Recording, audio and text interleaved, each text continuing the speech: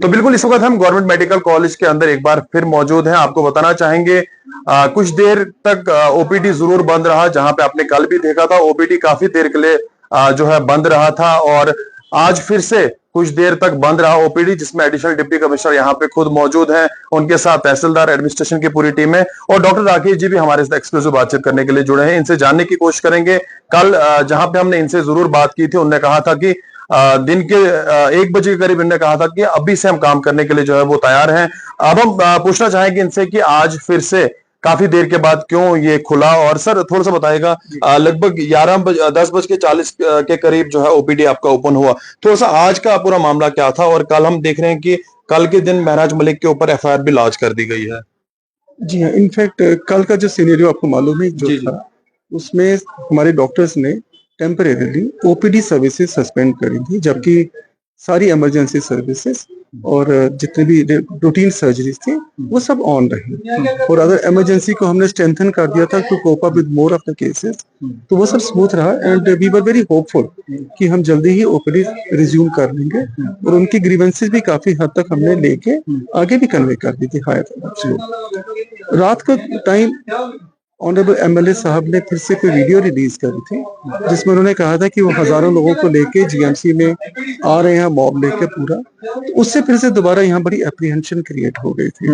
इन सबको डर था कि शायद आके कोई मॉबिंग या कोई मैन हैंडलिंग हो सकती है, जिस तरह से उन्होंने कॉल दी थी। जी हाँ, तो वो बार बार, क्योंकि वीडियोस काफी आ रही थी, उससे ये सारे बड़े स्केयर्ड थे। तो सुबह जब मैंने इनसे बात करी कि एफआईआर भी लॉन्च हो गई है और अब लगता नहीं कि ऐसा कुछ हो, आप ड्यूटीज पे आ जाए, so they just wanted to first of all discuss things among themselves। बोलते सुबह 8 सवा 8 बजे ही सारे इकट्ठे हो गए थे। तो क्या था, जब बहुत ज्यादा लोग होते हैं तो उनके अपने अपने ओपिनियंस होते हैं, तो कई बार डिफरेंसेस ऑफ ओपिनियन और कंफ्लिक्ट्स में टाइम बड़ा वेस्ट हो जाता है।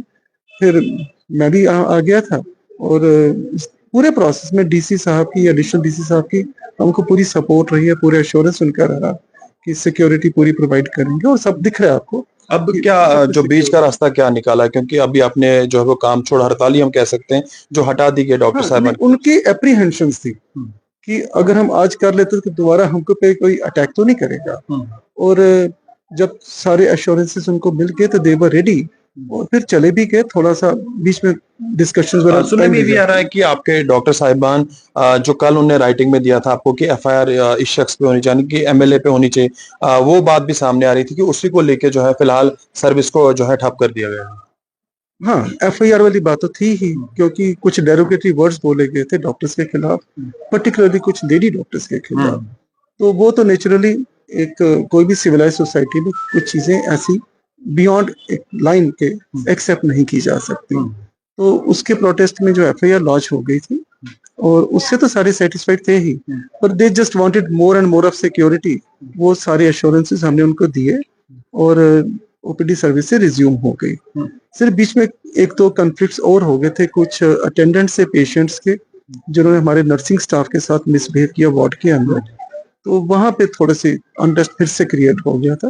बड़ा इंपॉर्टेंट है, कल सोशल मीडिया पे हमने देखा कि महराज मलिक का एक राइटिंग में भी एक नोट जारी हुआ था, उसमें उन्होंने कहा था कि जिन लोगों ने यहाँ पे डॉक्टर साहिबान ने जो सर्विस को ठप कर दिया था, उनके ऊपर जो है कार्रवाई होनी चाहिए, उनकी जो सैलरी फिलहाल बंद रहनी चाहिए, और उनके ऊपर कार्रवाई बड़ी से बड़ी होनी चाहिए। हायर अथॉरिटीज को भी लिखा गया, जिसमें मिनिस्टर साहिबान को भी लिखा गया जो हेल्थ की हैं।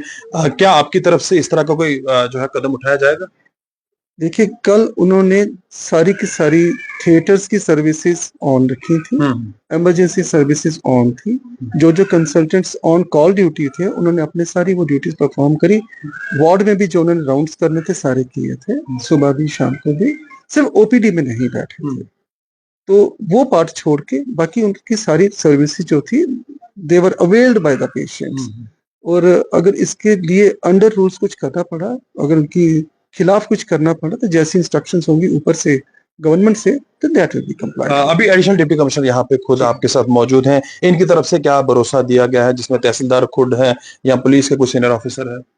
एडिशनल डीसी साहब पिछले कोई 1.5 घंटे से हमारे साथ हैं, क्योंकि जब हम लोगों का आपस में कंसल्टेंट्स का कोई डिफरेंस ऑफ ओपिनियन था, और उस कारण हमारी ओपीडी रिजम्पशन थोड़ी सी डिले हो गई थी, तो इनके आने से मीडिएशन से बड़ा फर्क पड़ा, एश्योरेंस और रीअफर्म हो गया और हमारे डीसी साहब जो है मिस्टर हरविंदर सिंह, वो रिपीटली कॉल पे कॉल करके बता रहे थे भाई सब कुछ मैं आपके साथ खड़ा हूँ और आपके यहाँ ऐसा कुछ नहीं होगा, आपकी सिक्योरिटी कॉम्प्रोमाइज नहीं होगी।